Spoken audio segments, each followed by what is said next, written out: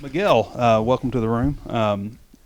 I was wondering about, I guess, just your path coming here last year, and you know, I guess you were able to redshirt. You didn't play early in the season, and not quite sure what all went on with that. But I was wondering if you could enlighten us a little bit on that and just how things have been this preseason. Yeah, me and the coaching staff, we came up with a plan, and we just decided it was best for me to redshirt last year, and that's really what all it was.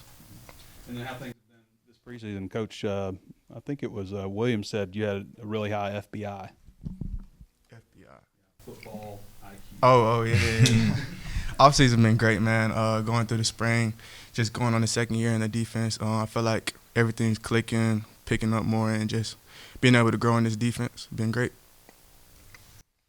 Larry, I think you told us like you are going to bounce around everywhere. We saw you at Hog today. Just do you like have a preference on either one, or like wherever I could be a dog at on the field, that's where I'm gonna be at. I mean, I think we saw you do some Hog during the spring. How much of that are you doing so far in fall camp? And does either spot fit you better? Or? Like Larry said, I'm just trying to get on the field. Whatever I can do to help the team, I'll play. I want to ask you about your relationship with T. Will and just like what brought you here, basically. So T. Will was at Auburn. He recruited my brother. He went to Auburn as well. So the relationship was already there. And when I hopped in the portal, Arkansas reached out, of course. And, I weighed my options. And at the end of the day, I felt as if this was the best place for me. Miguel, the bowl game performance you had last year and the team, how does that play into maybe your confidence going into the season and more playing time and stuff? It's really just a great propel to next season. Offense and defense, we had a really good game, and that's great. You're just going into the off season, having that feels a lot better coming off a victory at the end of the season than a loss. Can't forget about that pick now. Would you mind breaking down maybe the skill sets that these two guys have? Both of these guys make my job a lot easier. I would definitely say that. They're great communicators. Their football intelligence is very, very high. So if I'm on this, we're always on the same page, and it's just like a big jail back there in the back end. Just to follow up with your brother playing at Auburn, I mean, what do you kind of remember those days like? I think Coach Woodson was saying that that connection was there from you being on campus a little bit. It was a minute ago because, he graduated a while ago. But I remember it feeling like a family, especially T. Will, because every time I went up there, it was, it's the people, you know what I mean? And when T. Will left, and I hopped in the portal, it was, man, I felt that same feeling that I felt at Auburn, and it all came down to the people, ultimately T. Will and Woodson. For any of you guys, a guy that we've heard a lot about is Andrew Harris. I mean, what do you think he does well? What stands out? He a dog. And he's just picking up the defense day in and day out. He's getting better because he's still new, but man, he a dog. But I say to me, his physicality just stands out. Usually you're trying to get guys to get amped up, but he's one of the guys you got to tell him calm down a little bit sometimes. Larry, for you, Coach Woodson was just in here talking about the DBs, saying that it's kind of a no-name group. I mean, how accurate do you think that describes you guys right now?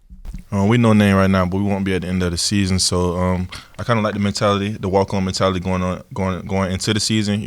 We have a lot to prove. So does everybody else. So we just take that on the chin, and we just can't wait to prove ourselves right. I wonder if all you guys could tell us a little bit about J.J. Shelton. I mean, he was recruited as a linebacker, played hog, and now he's at boundary safety. Coach Woodson said he's going to help y'all this year. Oh yeah, he definitely gonna help us this year. I'm so glad to have J.J. Shelton in the room. It's like my little brother in the room, So he growing as a person, as a man, as a young man as well. So it's great to have him in this room. Young player with a lot of talent.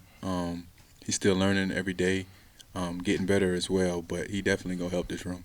But say, even though he's new to the position, you can tell he has a lot of natural ability. And this is his first camp, but he's coming along well. He's growing really fast. Miguel, I bet a bunch of people don't know you had like the second fastest time. I think you and Mike Washington tied at like 22.3 miles an hour. I think you see 6'1", 222 at safety. A lot of people don't expect that speed. Can you talk about that and your, I guess, just other attributes you feel like you bring to the table? Yeah, I don't know how I'm so fast. One of the corners, Julian, he asked me one day, he came up to me like workouts, he was like, how are you so fast? And I was like, shit, I don't know. Always been this way. I don't know. But I just feel like it helps me all around. I always played, I played all three sports growing up, and I feel like those attributes carry over to football, and I feel like that's what helps me be a great player. What led you here from Florida? Initially, it was the relationship I had with D. Will, who's now at Florida. But I knew about T. Will out of high school because he coached KJ Britt. Me and him went to the same high school. He coached him at Auburn, and he ended up coming. I always knew about T. Will and his energy, and he ended up going like I think fourth round. And I talked to KJ a little bit about him, and just everybody checked off. I met Coach Woodson, and I just loved the relationship in the room that was in there.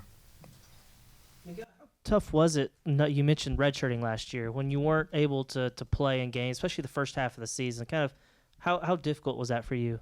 I just made the most of my opportunity when it came towards the end of the season.